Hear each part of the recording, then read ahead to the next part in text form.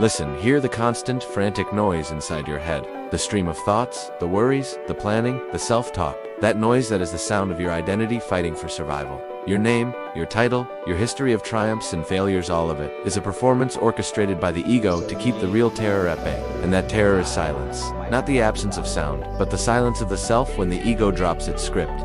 The existential void where all your labels and achievements dissolve. The moment you are asked, "Who are you?" when you are simply nothing. This is where philosophy meets panic. The ego knows that if you embrace the silence, you risk losing the familiar cage you call your life.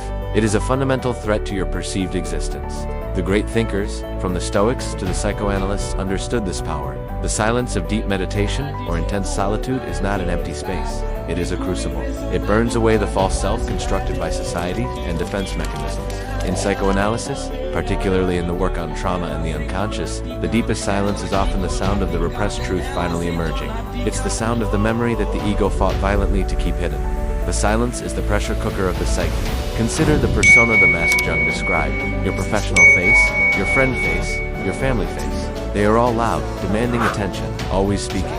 But beneath the persona, the true self waits. The true self speaks not in words, but in the unsettling, resonant frequency of being. And the only way to hear it is to welcome the silence. To stop filling every available moment with distraction, with media, with pointless talk.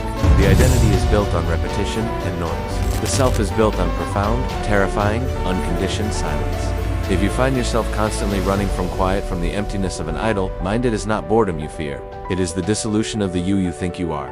The fear is not of the dark, but of the light of the unmade self.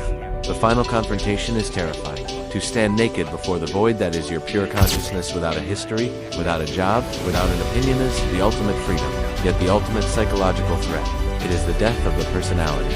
But in that dissolution, you find the real power. The silence doesn't kill you. It liberates the energy spent maintaining the illusion. You become the quiet observer, the witness of the human drama, instead of a frantic participant. When the noise of your name finally fades, and the world goes utterly, profoundly quiet, you will discover the truth that the ego hid from you for your entire life. The silence beneath identity is not empty. It is everything. If you dare to listen, share the last moment you truly found yourself in silence below.